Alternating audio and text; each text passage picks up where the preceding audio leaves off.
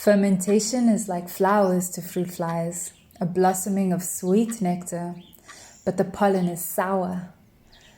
They arrive to the fermenting wine with millions, perhaps trillions of bacteria and yeast and fungi at their feet, balancing carefully in the surface tension of the liquid inside the jar. I work with the fruit flies intentionally to encourage a mother of vinegar to form. And I know this is a risk because who knows how these bacteria and yeast will taste. But I humbly accept. These flies are pushed to meet their death, so enamored by the smells, an attraction ingrained in their heritage. Perhaps they arrive at the door of death and fermentation is a veil to the other side of life. I strain them out and bury the filter paper. The uterine lining of this mother of vinegar. I hold her up to the light. Her red wine blood clot drips from my fingers. She's thick, moist, soaked, acid and sweet.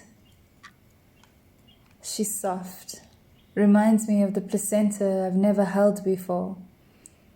And every month my insides come outside, detaching from my innermost parts and staining.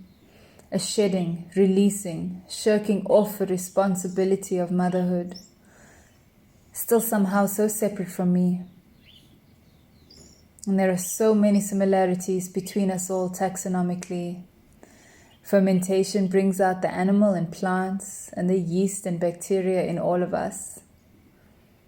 The potential tool to blur the taxonomic borders between kingdoms, opening the passages between the silos and singling out of science. Processing is a passage, a quiet movement through time into the broadness and multitude that time actually is. And here, vinegar goes through a process of sweet, fermenting grapes to make wine, and then through a process of acid, from wine into vinegar. This blood wine drips. I am made aware of the invisible world that lives on my skin through the reflection on the surface. It's clear and certain, a red wine vinegar mirror. These surface tensions, so thin yet held strong. They hold a colony, forming a solid film-like oil slick. So thin and delicate that it breaks into tectonic plates if I disturb the liquid too much. It grows a yeast bloom in the spaces my curious fingers disturb, creating the perfect environment for a mother to form. Soft jelly pellicles or a streamlined sheet somewhere between red blood cells and jellyfish.